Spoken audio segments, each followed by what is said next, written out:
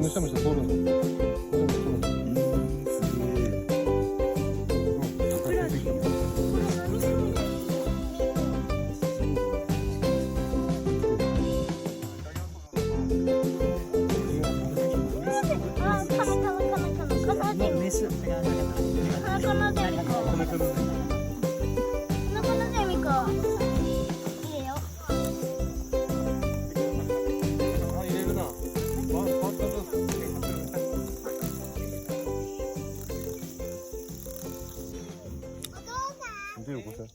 これもかなってくるのじゃない？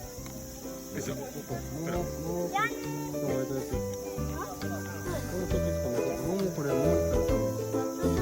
うする？お母様は？全部？これが昆虫採集だ。蓋開けたら、あ、落ちたよ。落ちたよ。そっちの方に来ました。たまたま真下にいるよ。どこ行った？真下、そうそこ、間。そう、さすがパパ。